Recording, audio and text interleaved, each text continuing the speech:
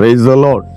கர்த்தருடைய பரிசுத்த நாமம் இந்த காலவெளியில் மகிமைப்படுவதாக நாம் இணைந்து ஏசாயா தீர்க்கதரிசியின் புத்தகம் 51ஆம் அதிகாரத்தின் 22வது வார்த்தையை 2வது பகுதியை வாசிக்கிறேன். இதோ தத்தளிப்பின் பாத்திரத்தை உன் கையிலிருந்து நீக்கி போடுகிறேன். இதோ தத்தளிப்பின் பாத்திரத்தை உன் கையிலிருந்து நீக்கி போடுகிறேன். இந்த வார்த்தையை நமக்கு முன்பாய் வரும்போது இருதயம் கொழுந்து விட்டு எரிகிறது. ஹல்லேலூயா.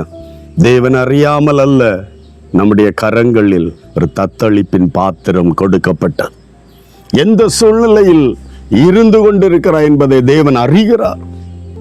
ஆமேன். எல்லாவற்றுக்கும் ஒரு காலத்தை நியமித்திருக்கிறார். அழும்படியாய் ஒரு காலம், சந்தோஷப்படும்படியாய் ஒரு காலம். அதுதான் கண்ணீர் விடும்போது ஏன் என்று புரியல. பல நேரங்களில் நம்முடைய வாழ்க்கையில் ஏன் இந்த பிரச்சனை என்னுடைய வாழ்வில், ஏன் என் பாடுகள் என் குடும்பத்தில், என் பிள்ளைகளில் ஏன் இந்த வேதனைகள், இந்த ஊழியத்தில் ஏன் இந்த நெருக்கடிகள், பல நேரம் நம்மால் புரிந்து கொள்ள முடியாது. ஆனால் வேதம் இந்த இடத்துல சொல்லுது, உன் கையில் இருக்கிற தத்தளிப்பின் பாத்திரம் தேவனுக்கு தெரியாதது அல்ல. நம்முடைய கண்ணீர் தேவ சந்நிதி எட்டுகிறது. நம்முடைய ஜெபம் தேவ சமூகத்தில் போய் சேருகிறது. ஆனாலும் தேவன் அறிகிறார், நம்முடைய கையில் ஒரு தத்தளிப்பின் பாத்திரம் தேவன் அனுமதித்திருக்கிறார்.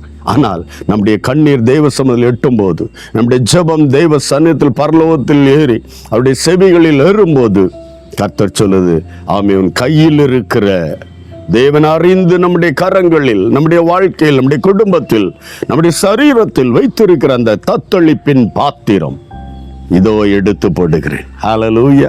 ஜெபத்திற்கு பதில் தருகிற ஒரு தேவன், நம்முடைய கண்ணீருக்கு பதில் தருகிற ஒரு கர்த்தர். எந்த சூழ்நிலையா இருந்தாலும், எப்பேற்பட்ட ஆமென் நெருக்கடியில் நீ கடந்து போன, உன்னை உற்று கவனிக்கிற ஒரு கர்த்தர் உண்டு. நீ யாரோ எங்கேயோ தனிமையா இருந்து ஆண்டவரே என்று புலம்பலாம். வேதனையில நீ உள்ளுக்கு கண்ணீர் வடித்து கொண்டிருக்கலாம். அதெல்லாம் மனுஷர்கள், பெற்றோர், குடும்பம், ஆமை உறவுகள், நண்பர்கள் யாரும் தெரியாது. என்னை காண்கிற ஒரு தேவன் உண்டு. இந்த ரைட் டைம், இந்த கால வேளையில் பரலோக தேவன் இந்த வார்த்தையை நமக்கு தெரிய, உன் கையில் இருக்கிற தத்தளிப்பின் பாத்திரத்தை நான் எடுத்து போடுகிறேன். எந்த மனுஷனும் இதை செய்ய இயலாது.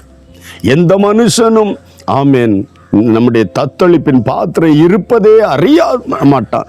நெருக்கம் தெரியும், வேதனை துன்பம் தெரியும், எப்படி போக்குவது என்று தெரியாது. பரலோக தகப்பன், நம்ம நேசிக்கிற தேவன் இந்த கால வேளையில நம் கையில் இருக்கிற இந்த தத்தளிப்பின் பாத்திரத்தை எடுத்து போடுகிறார். நம் துக்கம் சந்தோஷமாய் மாறும்.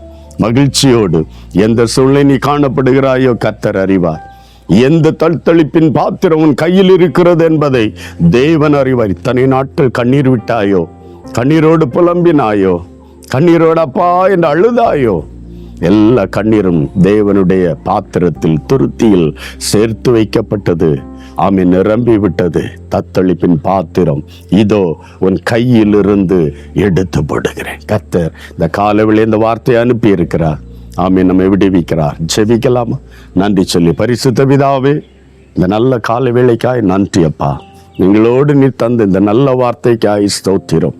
எத்தனை பேர் இந்த தத்தளிப்பின் பாத்திரம் கையில் இருப்பதை அறியாமல் வேதனைகள், துன்பங்கள், ஏன் என் ஜெபம் கேட்கப்படவில்லை, நான் அழுது கொண்டிருக்கிறேன், அப்பா விட்டத்தில் செபித்து கொண்டிருக்கிறேன் நாளுகளாய், ஆமென் என்று புலம்பிக் கொண்டிருக்கலாம். அவர் எல்லாருடைய இருதயங்களிலும் என் ஆண்டவர் இப்பொழுது ஒரு நற்செய்தி நீ அனுப்பி கொண்டிருப்பதற்காய் நன்றி.